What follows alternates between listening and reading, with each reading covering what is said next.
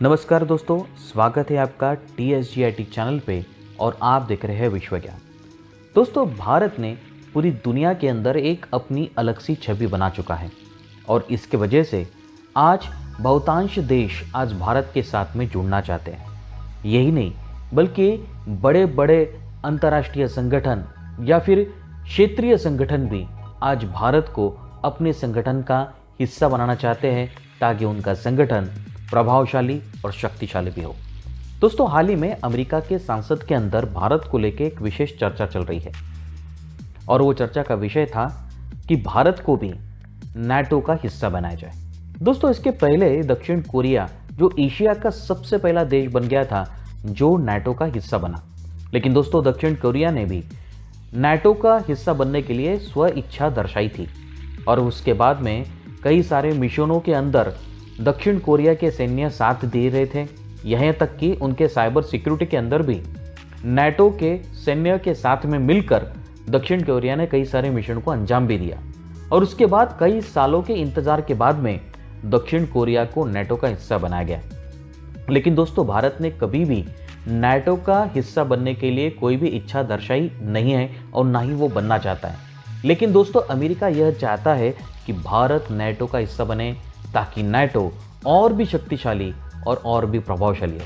दोस्तों, बता दूं कि दुनिया का सबसे शक्तिशाली और प्रभावशाली संगठन नाटो अभी भी है और इसके वजह से नाटो सदस्य देशों के ऊपर कोई भी हमला करने से पहले 10 बार सोचता है, क्योंकि अगर नाटो सदस्य देशों के ऊपर अगर एक भी हमला होता है तो सारे के सारे नाटो सदस्य देश जो पूरी दुनिया के अंदर शक्तिशाली और आर्थिक रूप से भी शक्तिशाली देश एक साथ उस देश के ऊपर भिड़ जाएंगे और इसके वजह से आज नाटो के साथ में कोई भी भिड़ना नहीं चाहता है। दोस्तों, हाल ही में यूक्रेन और रशिया के बीच में तो युद्ध चल रहा है, उसका भी विषय नाटो ही है। और दोस्तों, बता दूं कि नाटो की स्थापना ही हुई थी तब के सोवियत संघ और अभी के रशिया को काउंटर करने के लिए। लेकिन दोस्तों, इसके लिए हमने एक अलग सा वीडियो बना चुका है, डिस्क्रिप्शन बॉक्स के अंदर उसकी लिंक मिल जाएगी। रशिया और यूक्रेन के बीच में युद्ध क्यों चल रहा है, नाटो क्या है, उसके विषय में भी आपको विशेष ज्ञान मिल जाएगा अगर आप उस लिंक के ऊपर क्लिक करेंगे। लेकिन दोस्तों, अगर बात करें भारत की, तो दोस्तों भारत ने इस तरह से अपनी छवि पूरी दुनिया के अंदर बना चुका है कि आज हर कोई देश आज भारत के साथ में जुड़ना चाहते हैं।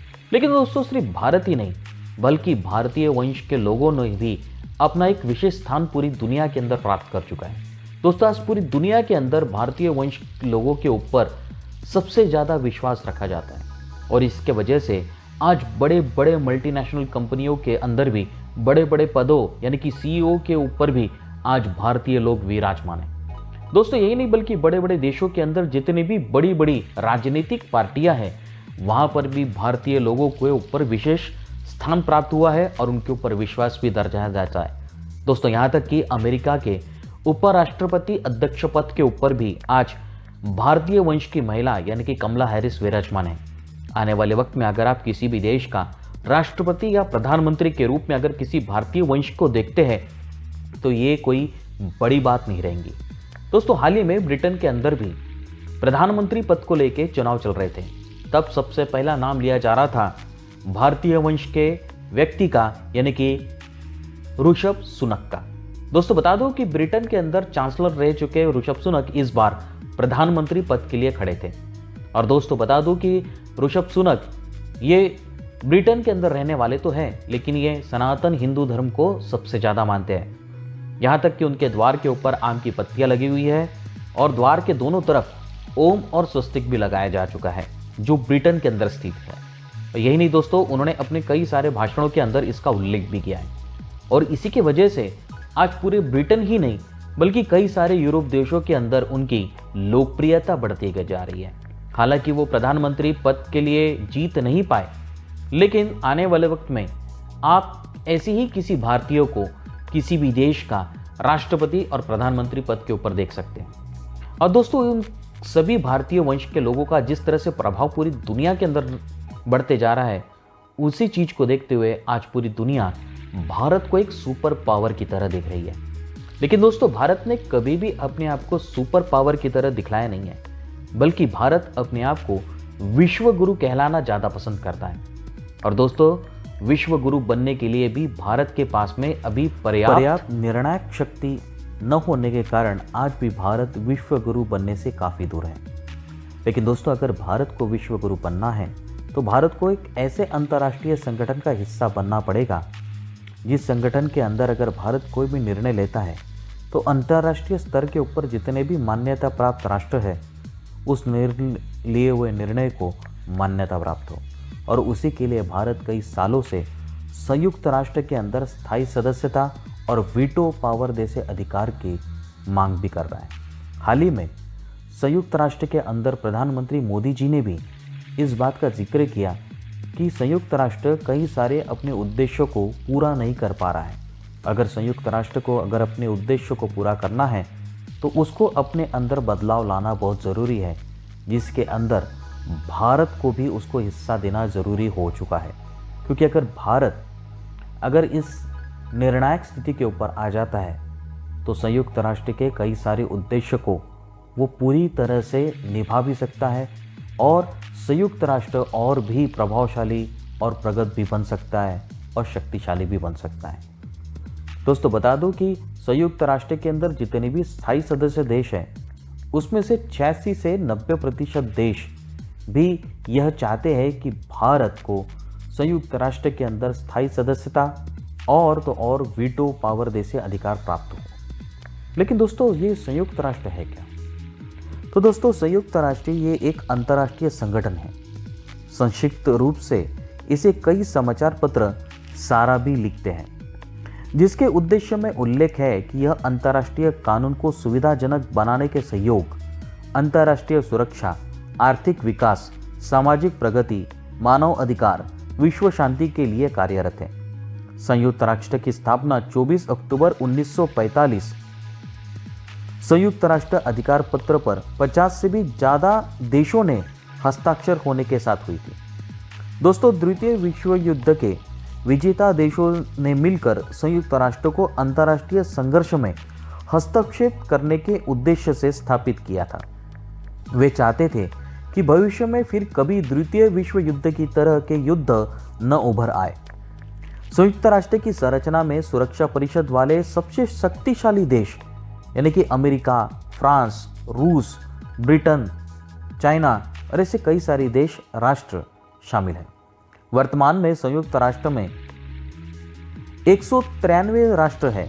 विश्व के लगभग सारे अंतर्राष्ट्रीय मान्यता प्राप्त राष्ट्र इसके अंदर शामिल है। इस संस्था की संरचना में महासभा, सुरक्षा परिषद, आर्थिक व सामाजिक परिषद, सचिवालय और अंतर्राष्ट्रीय न्यायालय शामिल है। और इसी की वजह से भारत अगर इस संगठन का हिस्सा बन जाता है तो भारत को लिए हुए जितने भी निर्णय हैं, सभी अंतर्राष्ट्रीय स्तर के ऊपर जितने भी देश हैं, उन सभी देशों के अंदर भारत के लिए हुए निर्णय को मान्यता प्राप्त होगी। दोस्तों, हाल ही में ऐसा भी देखने को आया है कि संयुक्त राष्ट्र अपने उद्देश्य से भटक गया है और इसी के वजह से भारत ने कई बार संयुक्त राष्ट्र के अंदर बदलाव की बात करी। दोस्तों, हाल ही में जब कोविड-19 जैसी महामारी जब पूरे विश्व के अंदर फैल चुकी थी, तब दुनिया के जितने भी शक्तिशाली देश हैं वो सभी देश युद्ध स्तर के ऊपर इस महामारी को खत्म करने के लिए अपने अपने देश के अंदर वैक्सीन बनाने में लग गए थे। तब भारत ने भी 2 वैक्सीन बनाई थी, वो थी कोवैक्सीन और दूसरी थी कोविशील्ड। भारत ने यह वैक्सीन सिर्फ अपने ही देश में नहीं बल्कि भारत ने बहुतांश देशों के अंदर बिना किसी मूल्य के इस वैक्सीन को निर्यात किया ताकि जल्द से जल्द पूरी दुनिया से इस महामारी को खत्म किया जा सके। यही नहीं दोस्तों, जब खान पान की सामग्री को लेकर भी पूरी दुनिया के अंदर संकट आया था, तब भी भारत ने अपने खान पान के भंडार को पूरी दुनिया के लिए खोल दिया था और लाखों टन गेहूं को निर्यात भी किया था। बल्कि भारत ने कई सारे देशों को तो लाखों और हजारों टन बिना किसी मूल्य के निर्यात किया था ताकि इस खान पान की संकट को खत्म किया जा सके। लेकिन दोस्तों, ये सारा काम भारत का नहीं बल्कि संयुक्त राष्ट्र था, क्योंकि संयुक्त राष्ट्र की स्थापना ही उसी के लिए की गई थी। लेकिन दोस्तों, जो संयुक्त राष्ट्र के अंदर जितने भी स्थायी सदस्य देश हैं यानी कि अमेरिका, फ्रांस, ब्रिटेन, रूस, चाइना, इन सभी देशों ने अपने देश के अंदर बनी हुई वैक्सीन और खान पान की सामग्री को सिर्फ उन्हीं देशों के अंदर निर्यात किया जो देश आर्थिक रूप से प्रबल थे। और इसके वजह से आज पूरी दुनिया के अंदर अभी भी खान पान की सामग्री और जितनी भी बीमारियां हैं उसका भी संकट अभी गया नहीं है। और इसी की वजह से भारत यह चाहता है कि वो संयुक्त राष्ट्र के अंदर उसको स्थायी सदस्यता प्राप्त हो। दोस्तों, हाल ही में श्री प्रधानमंत्री मोदी जी ने कई सारी विदेश यात्रा की और उस विदेश यात्रा के दौरान उन्होंने फ्रांस का भी यात्रा की थी। तब फ्रांस के दूसरे बार चुन के आए राष्ट्रपति के साथ में उन्होंने कई सारे दस्तावेजों के ऊपर हस्ताक्षर भी किए। उसमें से एक दस्तावेज ऐसा था जहां पर फ्रांस के राष्ट्रपति ने अब स्पष्ट रूप से कह दिया है कि जब भी संयुक्त राष्ट्र के अंदर कोई भी स्थायी सदस्यता को लेकर अगर चुनाव होता है तो फ्रांस हमेशा से ही भारत का ही साथ देगा। दोस्तों, बता दूं कि फ्रांस भी संयुक्त राष्ट्र के अंदर एक स्थायी सदस्यता प्राप्त राष्ट्र है। यही नहीं दोस्तों, हाल ही में जब चीन के अंदर भी शांति वार्ता को लेकर एक बहुत बड़ा समिट बुलाई गई थी जिसके अंदर 300 से ज़्यादा देश इसके अंदर शामिल थे और ख़ास तौर से वो लोग भी शामिल थे जो राजनीतिक रूप से प्रभावशाली है और साथ ही साथ काफ़ी सारे खोजकर्ता भी इसके अंदर शामिल थे। और उसी मंच का उपयोग करते हुए रशिया ने भी यह स्पष्ट कर दिया था कि वो भारत को संयुक्त राष्ट्र के अंदर स्थायी सदस्यता देना चाहता है ताकि भारत संयुक्त राष्ट्र के अंदर बदलाव को ला सके। और जिस तरह से पश्चिमी देशों का प्रभाव संयुक्त राष्ट्र के अंदर बढ़ते जा रहा है उसको भी बैलेंस किया जा सके। और इसके वजह से दोस्तों, आज करीबन सारे देश यानी कि 90 से 92 देश आज चाहते हैं कि भारत संयुक्त राष्ट्र का स्थायी सदस्य बने। दोस्तों, बता दूं कि आज यह प्रतिशत अब बहुत बड़ा बढ़ चुका है। यानी कि सबसे पहले तो सिर्फ 86% ही देश थे जो भारत को संयुक्त राष्ट्र के अंदर स्थायी सदस्यता और वीटो पावर जैसे अधिकार देना चाहते थे, लेकिन अब 92% देश ऐसे हो चुके हैं कि जो चाहते हैं कि भारत को संयुक्त राष्ट्र के अंदर स्थायी सदस्यता और वीटो पावर जैसे अधिकार भी प्राप्त हो।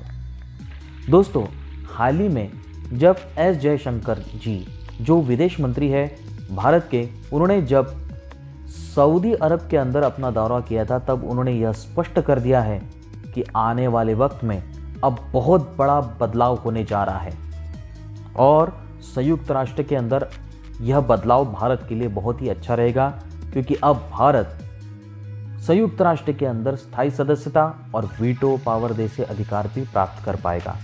और इसी की वजह से आज बहुतांश देश भारत के साथ में जुड़ना चाहते हैं। तो दोस्तों, इस खबर को लेकर आपके क्या राय हैं? कृपया अपनी राय कमेंट बॉक्स के अंदर दें। और अगर आपको यह वीडियो बहुत अच्छा लगा है तो इसको सबसे ज़्यादा लाइक और शेयर करना ना भूलिए। लेकिन अगर आप हमारे चैनल के अंदर नए हैं तो सबसे पहले हमारे चैनल को सब्सक्राइब करिए, बेल आइकॉन दबाना ना भूलिए ताकि आपको अगले वीडियो का नोटिफिकेशन मिल सके। धन्यवाद।